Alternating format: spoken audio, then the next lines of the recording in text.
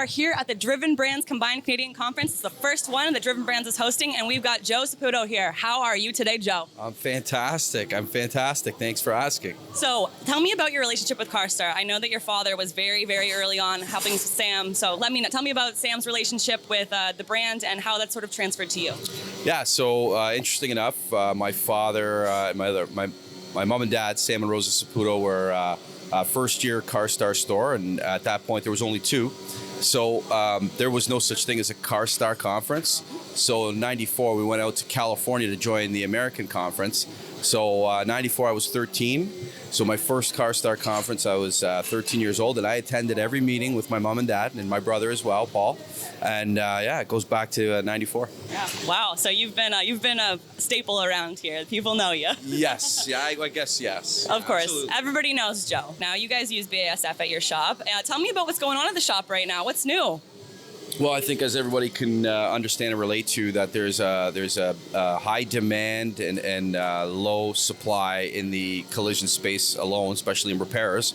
So with Glazeret 100 line, we were the first CARSTAR store in North America to bring that on. And what that did was instead of investing, and not that it's a bad thing, but rather than investing millions of dollars into equipment to exceed our throughput, we're using the science in 100 line to expedite the repair, the paint portion of the repair. So we optimize our throughput in the paint booth. We only have one in our large Ancaster store, but that's what has helped us scale 100% in volume per year since introducing 100 line in 2001. Awesome. Yeah, and 100 line, I always love to reference that they tested it in Canada because we've got that harsh climate, and then first shop in North America to have it. So really got Canadian roots there with the Glazeret 100 line. Yep. And that's awesome. So what about in the future? Obviously, there's a lot of things going on right now in the industry. We've got electric vehicles up on the horizon. There's lots of different challenges going on. Where do you see the shop, let's say, 3 years from now?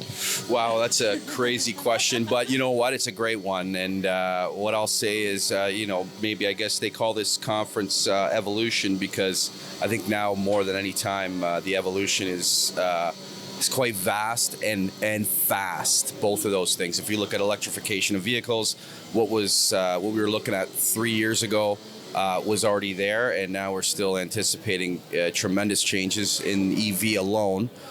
So I would try and use the very little historical data we have to give us future analytics to see what we're up against. But again, because of the vast changes in the scope, we need to be properly prepared. So it's our partners, it's our OEMs. Our OEMs are the number one thing. We need to be very strong with them, and repair standards. Them dictating to us what is going to be repaired versus replaced. And I know that we're switching to replacement of a lot of parts. And yeah, I mean, again, crazy question, good question, but there's a lot to come. I think we're going to see a lot more changing of panels rather than repairing, and really identifying what the future looks like with EV in the collision space and how to repair them properly, safely. Yes, properly and safely. And I'm going to use that vast and fast. That's really good for that. Thanks, Joe, for that. If you see that in the magazine, it was Joe that came up with it. All right, well, we won't take up too much of your time here. It was great talking to you, Joe. Thank you so much. It's always a pleasure. Yes.